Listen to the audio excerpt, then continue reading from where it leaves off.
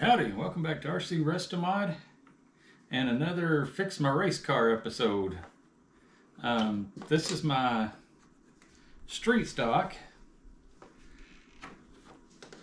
It is a Associated SR10 and the body is a Shark Bodies Crazy Train. In accordance with my last name, I've had some fun with the stickers and such. So, but at the last time I raced, it was at the RC Pro Race, and it had a problem where it just turned itself off a couple of times. So we're going to try and figure out what caused that and fix it. All right, the first thing I noticed looking around in here is that it's filthy. Gonna need to clean that up, but let's give it a bit of an inspection. And what I can see, it looks like the right front shock has been leaking some. And guys, this was 2 days. It raced on Friday night and then again on Saturday, which is how it got so stinking dirty. This doesn't look like a leaking shock. It looks like it was just oily and dirt got thrown up on it. That one looks like it's probably leaky because that's a lot of oil. But anyway, I feel like I've probably got a problem with this ESC. So we'll look to replace the ESC, the sensor wire, and we're going to put a different motor back in it after we condition it a little bit.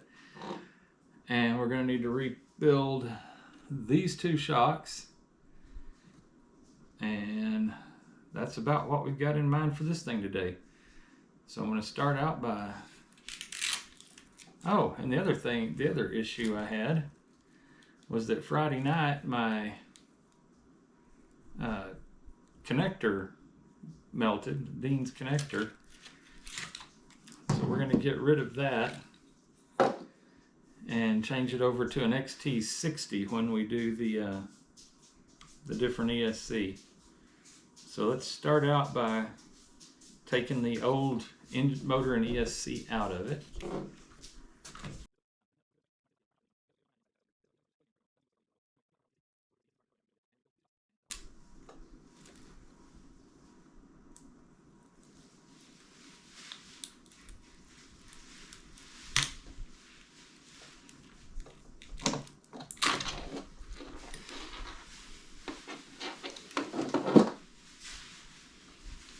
Okay, it's got the power switch and the ESC out of it.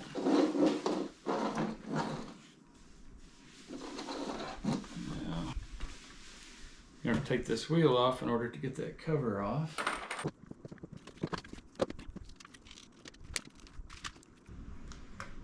All right.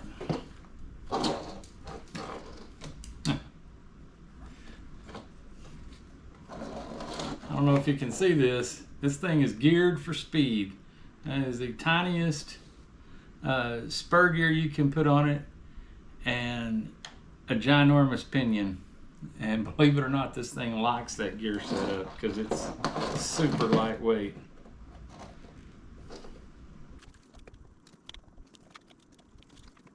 Anyway, one thing I do have available to me that not everybody does is a air compressor and compressed air. So I'm going to go out and use that to clean it up, knowing that right front and left rear shock need a rebuild, and the transmission is pretty greasy, so we may need to pull it out and check the fluid up in the differential on that. So I'm going to go clean this up, bring it back in, and we'll continue taking it apart. All right, now that is quite a bit cleaner. But the next thing we got to do is pull off these shocks. These things mount quite a bit different than a slash shock does. Feels kind of weird to be out here working on this table in front of you guys and not be working on a slash, but we're not.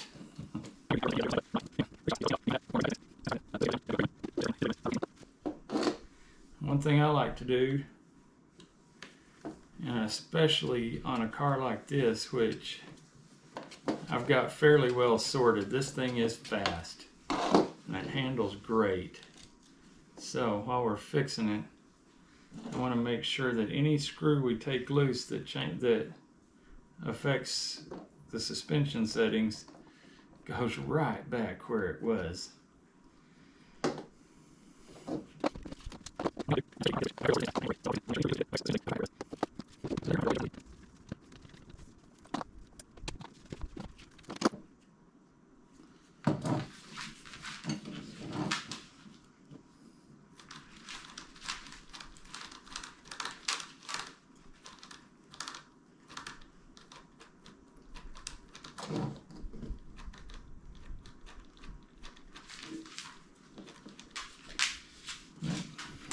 Something back here.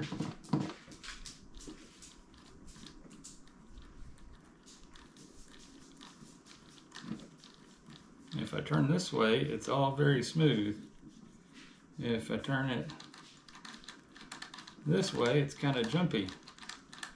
Looks like I've got a bad bearing or something out here or up in here. That'll be something else to investigate. So we'll open up this side and check the bearings in it.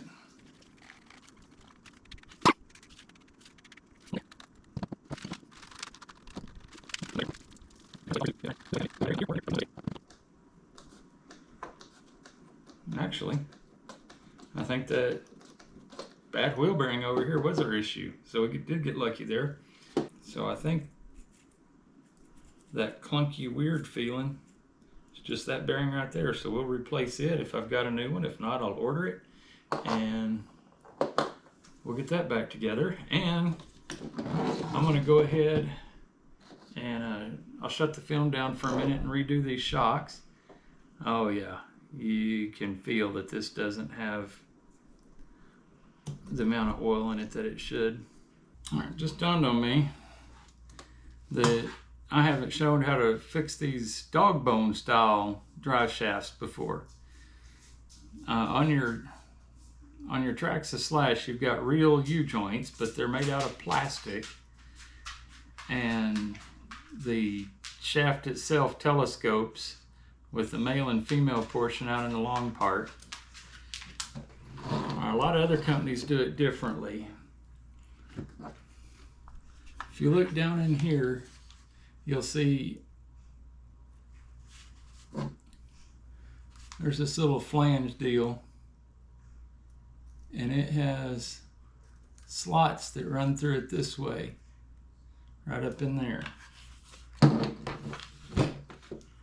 The pin that's on the end of that shaft slides up in those slots, and sliding in and out of that slot is how it compensates for the difference in length instead of telescoping right through here. So there's less of a chance of dust getting in and eating up the plastic like Traxxas does.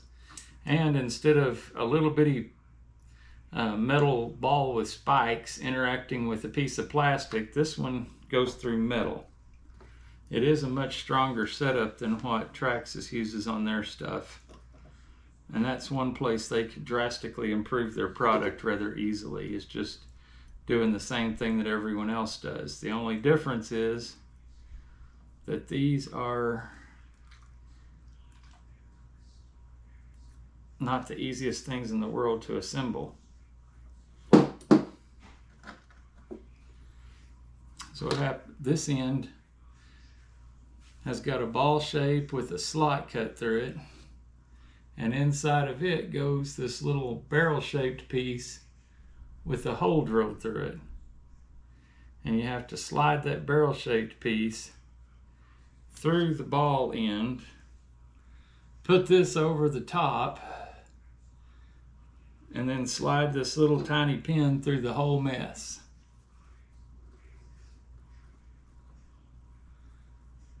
There's 4 little holes, and you get those all lined up and you shove it through like that to put it back together. And it can be a bit of a pain. I can't believe those went together that easy. It'll never happen that easy again. But that's what most everybody besides Traxxas uses for a rear drive shaft assembly. It does have a tendency to give less trouble, but that's how you do those. All right, it's a new day. I got to working on this thing last night. Ran into a couple of issues. One, I rebuilt the shocks, but they will not stop leaking. So because race car, I've got Custom Works shocks coming that hopefully will seal up and give me more adjustability than these factory SR10 ones that I have to just slide spacers on. So when they come in, I'll build them to the same specs as this. I'll check the hole size on the piston to try to get the same amount of compression or dampening that these have, because the car works so well. I just want it to last longer. I don't want to have to be rebuilding these all the time, and the way this is leaking, I'm gonna have to rebuild them after every race, or every time I take it out, or after every time it sits around for a week or two. Also ran into a thing to where when I spin this wheel hub, it spins freely. It's nice and smooth, everything's cool. When I spin this one, it's notchy and hard, which tells me something's wrong up in the transmission, so I get to rip the car much farther apart than I have thus far. That's the bad news. I did have some good news. I was taking the wires off of this ESC because it wasn't long enough to let me put it in the same place where the old one was. And I really want to do that because I want to keep the weight balance the same, because this car has been working really well, so I want to maintain that. Anyway, one of the wires here just wouldn't come loose. I had the soldering iron sitting on that thing for so long, I was afraid I was going to damage the ESC, and the solder still wouldn't break loose. So what I did is I took my new solder and added some new solder to the old, and it fell off like instantly. As soon as I touched new solder to it, it turned the old solder into liquid and came right apart. Anyway, I've got a big mess. I'm fixing to make a bigger mess because we're going to take the transmission apart, and I'll let you know what I find inside there. All right, guys, I figured out the problem, and it was a silly one, and I don't know how it got so bad without me noticing it, but it did. Anyway, what was happening is where this camber link attaches to this aluminum hub here, that stud was going in far enough to squeeze the bearing, and the new bearing I put in it last night was already ruined from having been squeezed by that. It's got a catch in it now, so I put another new one in it and added a small washer under there, and now it doesn't grab, and now everything is very, very smooth and loose, and that right there should have sped the car up quite a bit. I feel kind of dumb for letting it be like it was, but hey, what you gonna do about it? Just fix it when you find it. All right, let's move on to the next challenge. Okay, guys, so we're done. We've got her all, I think, ready to race. She's cleaned up, including the wheels and tires. We have a new ESC, a different motor, a new battery connector. We've gone from Dean's to XT60, which is a much more secure setup. Now we've got the controller turned on. Now we'll turn on the receiver. And let's see if it works. That seems to be working. Yeah.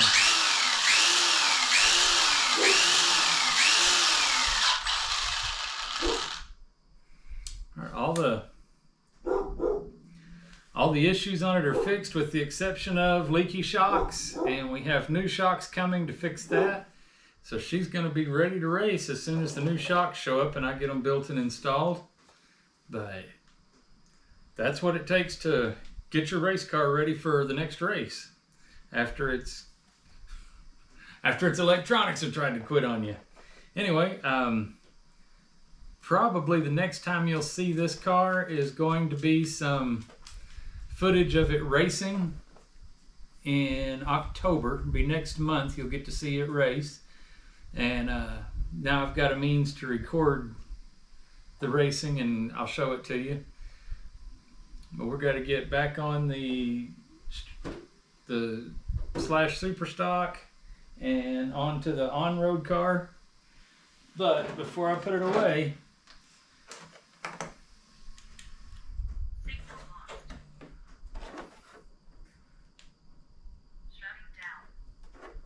turn that off.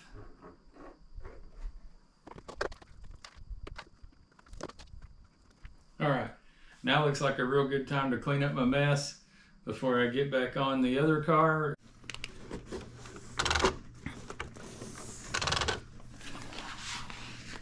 Okay, ladies and gentlemen, that's what the car looks like. Cleaned up, shined up, ready for action.